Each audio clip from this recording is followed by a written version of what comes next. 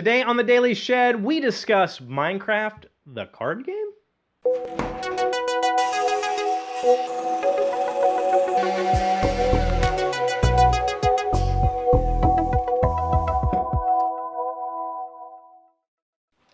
Hello friends, it's Thursday, Gaming Thursday. Welcome to the Shed.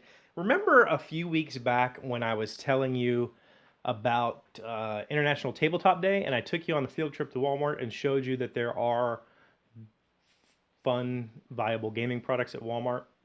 Well, while I was shopping and panning over the racks of stuff I normally avoid, something caught my eye. That's it. Yep, that is Minecraft, the card game, which is exactly my reaction when I saw the box, because I hadn't heard of this, and how it escaped me, I have no idea. I'm usually pretty involved in the gaming industry, so I know what's coming, and this one just totally went over my radar. And being that I live in a house that is extremely Minecraft oriented, I had to buy it. Which is funny because in that video, I even tell you to avoid licensed games like the plague. Because what that means is Mojang, the company that developed Minecraft, they didn't create this game. Somebody else created it and licensed the Minecraft name to put on their product. And typically, those games are really bad. They're just using the license to sell product. But when I look at this on the shelf, the box is actually like a quality box construction. I was really impressed by the graphic design and layout, which is, trust me, usually very, very poor on licensed products. And it was only like $12 or $14. I'm not really sure. It was under 15 bucks. So I thought, if nothing else, the girls and I will give it a go a couple of times, and that's worth the $15 to me, just to spend some time with my kids and get to see the excitement on their face when I show them a new Minecraft product they hadn't seen yet. So I want to walk you through a very simple explanation of the game and show you a few things. The rules aren't great, and that's typical with games like this. With licensed products, the rule books are typically glossed over. So there's some problems that I'll show you how to resolve, and I'll give you a quick overview, and then, whatever. So, gaming episode of The Shed. Grab yourself a cold one, and let's play a game. Okay, so when you open the box, what you'll find inside are some resource cubes, which of course the kids will want to play with. You'll find a deck of resource cards and a deck of tool cards or recipe cards. Essentially, you want to shuffle both of these decks. The instructions tell you to take the resource deck and split it into 4 even piles. Flip them face up here. So there'll be, piles of cards. And then when you take a resource, you'll see the next one. And that's really convoluted and completely not necessary. Not only that, but the rules don't tell you what to do if one of these piles runs out, which will happen every game. So don't do that. I'm going to show you a way to do better, and that is to just deal out 4 cards. You're going to shuffle the deck. You're going to set it here. You're going to deal out 4 cards. Once somebody takes a card, you just flip over a replacement.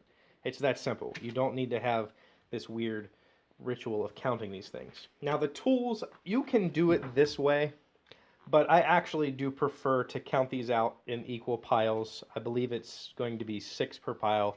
I didn't count these. There's going to be 1 left over. Just return it to the box. Doesn't matter which one it is. Okay, so the game is very simple. On your turn, you can do 3 things. Okay, one of those things is you can take a resource. So say I wanted this gold, I would just take it and it's mine. And now we refill the line here and we continue playing. The other thing you can do is fulfill one of these recipes. And the way you do that is by spending the resources that are shown on the card. So let's say I also had this 2 wood and I wanted to buy this hoe. The hoe costs 2 wood. My wood provides 2 wood, so I could discard this and now I have a hoe. A hoe is worth 1 point, and you win this game by reaching a certain number of points, and that's based on the number of players. It's typically around 20 points. The hoe also provides me with a one-time use ability. All the tools do. I'll talk about that in a second. The third option that you have is to place a card in reserve. So let's say this diamond pickaxe is really juicy and I don't want somebody else buying it because it's worth 6 points and I've been saving diamonds for it, I can just simply take this card, put it in my holder, set it here beside me, and that means that nobody else can purchase that card. Only I can. Now, I can only have one of these cards in my holder at a time, so until I pay for this, I can't reserve another card. But that just keeps somebody else from buying it when I was the one who wanted to buy it. So when it's your turn, you can do 2 of these things in any combination. So you could take a resource, take another resource. You could take a resource and then fulfill a recipe. You could take a resource and put something in reserve. Mix those up any way you want. You get to do 2. Okay? Now, the tools provide you with bonus abilities. For instance, the pickaxe lets you take an extra action.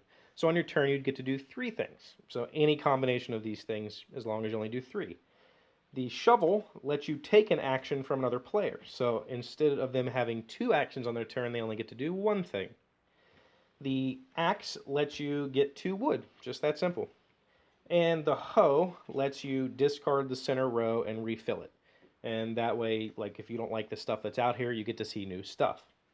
All right, now each of these things is only a one-shot use. So let's say I purchase this pickaxe, I flip it up like this, and on my turn, if I use this, I flip it over, I can never use it again. By the way, that is not one of your actions for the turn, so that doesn't cost one of your 2 things. You can still do 2 other things. The last tool is the sword, and the sword cancels a creeper.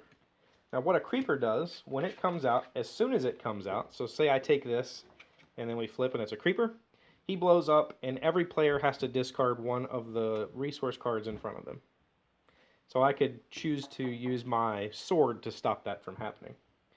And that's essentially the entire game. You'll play until somebody has X number of points, whatever it is, based on the number of players, and then that player wins.